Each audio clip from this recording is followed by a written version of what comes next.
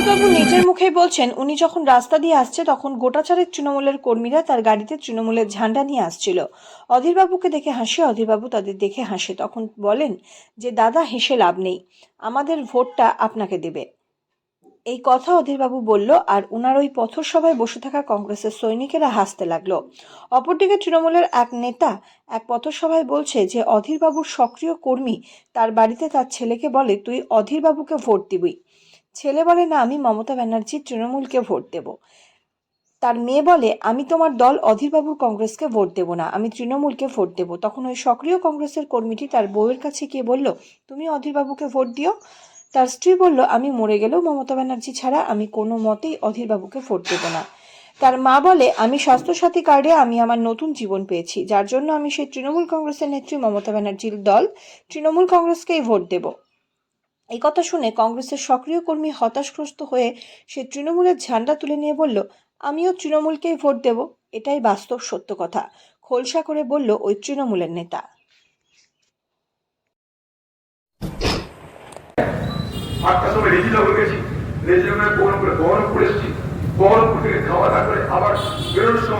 আমি গেলাম কাঁদির বিজলে road show করতে, তারপরে মহানদীতে মিটিং করলাম, তারপরে দিল্লিতে।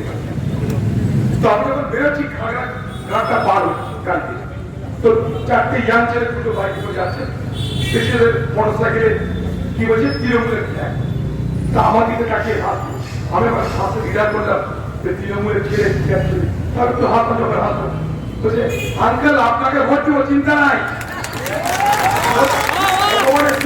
বলছি আচ্ছা তাই নাকি? বলছে হ্যাঁ। কোথায় গেছিল? ওই যে এসটিও তৃণমূলের নেতা, তাই বলেছিল আপনাকে ভোট দিব, আপনি জিতবে চলেছেন। এই জায়গায় বলছি এখানকার তৃণমূলের ভাই বন্ধুদের যে ভাই অনেক হলো, এই বহরমপুর শহর কংগ্রেসের বহরমপুর শহরকে কংগ্রেসকে ফিরিয়ে দিতেই হবে। এই শহরকে কংগ্রেস তাদের ফিরিয়ে দিতেই হবে। এই শহরে আমরা কিছু হতে দেব না। উনার কংগ্রেস কর্মীরা আমার সব বন্ধু, ভালো কংগ্রেসের বন্ধু আমার সঙ্গে কথা বলছিল স্কোয়ার ফিল্ডে। তো বলছিল এবার অধীর চৌধুরী জিতবে। আমি কেন? বলি অধীর বাবু যদি না জিতে বহরমপুরের মেয়েদের নিরাপত্তা থাকবে না, আবার খুন খারাপি বেড়ে যাবে, তাই অধীর চৌধুরীকে দরকার। তাহলে খুব ভালো কথা। বন্ধু তুই এক কাজ কর, তুই তোর বাড়ি যা, বাড়ি গিয়ে ছেলে মেয়ে বউ আর মাকে বল তারা ভোটটাকে অধীর চৌধুরী কংগ্রেসকে দিবে না মমতা ব্যানার্জি তৃণমূল কংগ্রেসকে দেবে। বল ঠিক আছে দেখবি, তাহলে তোকে বলে দিয়ে যাবো আমি। ওকে। ওই ছেলেটি প্রথমে আমার বন্ধু প্রথমে তার ছেলের কাছে গেল, গিয়ে বললো, বাবা এবার ভোট কিন্তু অধীর চৌধুরীকে দিতে হবে, দিনকাল ভালো না, খুন খারাপি হবে, অধীর থাকলে পরে সমাজটা ভালো থাকবে। তখন ছেলে বলছে, বাবা তুমি মানুষ না অন্য কিছু, তোমাকে 3 মাস ধরে বলছি বাবা একটা সাইকেল দাও, বাবা একটা সাইকেল দাও, তুমি সাইকেল দিলে না। দিদির সবুজ সাথী সাইকেল নিয়ে আমি কলেজ যাচ্ছি, তাকে আমি ভোট দেবো না? সেটা বাবা হবে না, আমি মমতা ব্যানার্জি দল তৃণমূল কংগ্রেসকে ভোট দেব।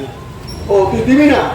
ও তার মেয়ের কাছে গেল, বলছে মা শহরে নিরাপত্তা দরকার, মহিলারা নিরাপত্তা পাচ্ছে না, তুই এবার অধীর বাবুকে ভোট দিবি, কংগ্রেসকে ভোট দিবি। মেয়েটি বলছে, বাবা তুমি এ কথা বলতে পারলা? যখন করোনার সময় আমি পারছিলাম না, অনলাইনে ক্লাস হচ্ছিল, তখন তোমাকে কত করে বললাম বাবা একটা মোবাইল ফোন দাও, অ্যান্ড্রয়েড ফোন দাও, তুমি দিলে না। মমতা ব্যানার্জি আমাকে 10,000 টাকা দিয়েছিল, অ্যান্ড্রয়েড ফোন কিনেছিলাম, আমি ক্লাস করেছি। বাবা কন্যাশ্রী দিয়েছে উচ্চ শিক্ষার জন্য, আমি কন্যাশ্রীর টাকা পেয়েছি, আমি দিদি ছেড়ে কাউকে ভোট দিব না। বলে তুই দিবি না? ঠিক আছে দিস না। এবার তার স্ত্রীর কাছে গেল, বললো দেখো মেয়ে বড় হচ্ছে, ছেলে বড় হচ্ছে, এবার কিন্তু ভোটটা তুমি অধীর বাবুকে দিও। বলছে তুমি তো 5 টাকা মাসে আমাকে দাও না, মমতা ব্যানার্জি 500 থেকে 1000 টাকা প্রতি মাসে আমাকে দেয়। মমতা ব্যানার্জি যদি চলে যায় আমি 500টা 1000 টাকা কে দিবে আমাকে? আমি যতদিন বাঁচবো মমতা ব্যানার্জি তৃণমূল কংগ্রেসকে ভোট দেবো। তো তুমিও দিবে না? না।